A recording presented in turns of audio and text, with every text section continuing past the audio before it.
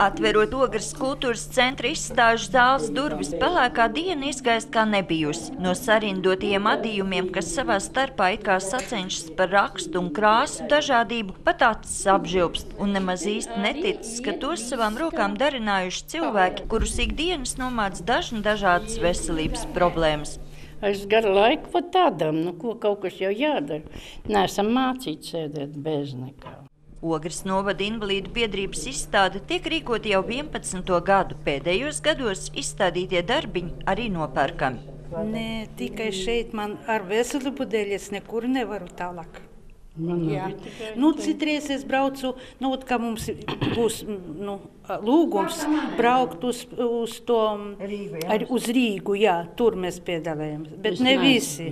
Un nav jau gluži tā, ka viss šis skaistums, kas prasa nemazums laika un pūļu, tiek darināts tikai aiz garlaicības. Katrs lats, ko no pārdotajiem darbiņiem izdosies saņemt, jau sen ir rūpīgi saplānots. Viņai būs ko samaksāt par slimnīcas nabagam. Pašlaik slimnīcā šitā īpašniece. Žēl. Ar sirds siltumu vēlētos, lai viņiem visiem pārdot. Un man tā mīļums. Viņi jau nāk no viņu cimdiem mīļums sirsnībā. Pilnīgi es jūtu, ka man tāds kā starojums nāk, kad es ar viņiem darbojos.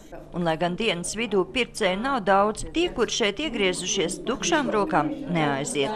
Katru gadu man liekas kaut kas jauns. Es šogad atnācu, domāju, nekā nepirkšu, bet nopirkšu sev džemperīti. Pagājuši gadu mēs ļoti daudz cimdus sapirkām, zeķes vienai meitai, otrai, jo šobrīd jau es pati neēdu un jauniešam nav laika.